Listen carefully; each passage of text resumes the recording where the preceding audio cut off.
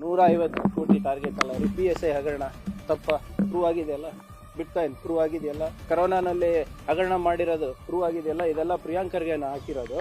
ಇವೆಲ್ಲ ಯಾರು ರಿಪೋರ್ಟ್ ಮಾಡಿರೋದು? ಇಂಡಿಪೆಂಡೆಂಟ್ ಇನ್ವೆಸ್ಟಿಗೇಷನ್ ಏಜೆನ್ಸೀಸ್ ಅಲ್ವಾ. FSL ರಿಪೋರ್ಟ್ ಯಾರು ತಯಾರು ಮಾಡಿದ್ದು? ನಾನು ತಯಾರು ಮಾಡಿದ್ದ? ಏನ್ ಮಾತಾಡ್ತಾ ಇದ್ದಾರೆ ಇವರೆಲ್ಲರೂ? ಇವ್ರ ಮೇಲೆ ಇವರಲ್ಲಿ ಇರೋದೆಲ್ಲ ಹುಡುಕು ನಾನು ತಯಾರು ಮಾಡಿದ್ದ? ಅಂದ್ರೆ ನಾವು ಇವ್ರು ಮಾಡಿದ್ಕೆಲ್ಲ ಕಣ್ಮುಚ್ಕೊಂಡು ಕುತ್ಕೊಬೇಕಾ? ಅದಕ್ಕೆ ಜನರು ನಮ್ಗೆ ವೋಟ್ ಮಾಡಿರೋದು. ಇವರು ಎಂಥವ್ರಿಗೆ ಟಿಕೆಟ್ ಕೊಟ್ಟಿದ್ದಾರೆ ಕಲಬುರಗಿನಲ್ಲಿ. ನಿನ್ನೆ ಅಶೋಕ್ ಅವ್ರು ಮಾತನಾಡಿದ್ದು ಅದು ಬಿಜೆಪಿ ಸಂಸ್ಕೃತಿನ. ಕಳೆದ ಒಂದು 4-5 ತಿಂಗಳಲ್ಲಿ ಬಿಜೆಪಿಯವರ ಸಂಸ್ಕೃತಿ ಮತ್ತೆ ಅವರ ವೈವಿಧ್ಯತೆ ಆಚೆ ಬರ್ತಾ ಇದೆ. ಯಡಿಯೂರಪ್ಪ ಅವರು ಪಾಕ್ಸ್ಕೋನಲ್ಲಿದ್ದಾರೆ, CT ರವಿ ಅವರು ಅವಾಚಕ ಶಬ್ದದಲ್ಲಿ ಕೌನ್ಸಿಲ್ನಲ್ಲಿ ಮಾತನಾಡ್ತಾರೆ, ಮುನಿರತ್ನ ಅವರು ದಲಿತರ ಹೆಣ್ಮಕ್ಳಿಗೆ, ಒಕ್ಕಲಿಗರ ಹೆಣ್ಮಕ್ಳಿಗೆ ಅವಾಚಕ ಶಬ್ದದಲ್ಲಿ ಜಾತಿ ನಿಂದನೆ ಮಾಡ್ತಾರೆ. ನಿನ್ನೆ ಅಶೋಕ್ ಅವರು ಯೂನಿಫಾರ್ಮ್ ನಲ್ಲಿರುವಂತ ಅಧಿಕಾರಿಗಳಿಗೆ ಅವ್ರು ದರ್ಪ ತೋರಿಸ್ತಾರೆ. ಇದೇನಾ ಬಿಜೆಪಿ ಸಂಸ್ಕೃತಿ?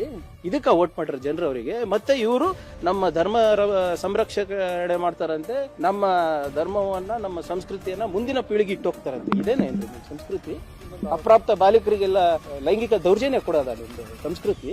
ಮಹಿಳೆಯರಿಗೆ ನಿಂದನೆ ಮಾಡೋದ ನಿಮ್ ಸಂಸ್ಕೃತಿ? ದಲಿತರ ಮೇಲೆ ದೌರ್ಜನ್ಯ ಮಾಡೋದ ನಿಮ್ ಸಂಸ್ಕೃತಿ? ಅಧಿಕಾರಿಗಳ ಮೇಲೆ ನಿಮ್ಮ ಅಧಿಕಾರದ ದರ್ಪ ತೋರ್ಸದ ನಿಮ್ ಸಂಸ್ಕೃತಿ? ಇದಾ ಬಿಟ್ಟು ಹೋಗ್ತಾ ಇರೋದು ನೀವು ಮುಂದಿನ ಪೀಳಿಗೆಗೆ? ನಾಚಿಕೆ ಬರ್ಬೇಕು ಇವರಿಗೆ. ದಯವಿಟ್ಟು ಕಾಂಗ್ರೆಸ್ ಬಗ್ಗೆ, ನನ್ನ ಬಗ್ಗೆ ಮಾತಾಡೋದಕ್ಕಿಂತ ಮುಂಚೆ ನಿಮ್ಮ ನಾಲ್ಗೆ ಮೇಲೆ ಲಗಾಮ್ ಇರಲಿ.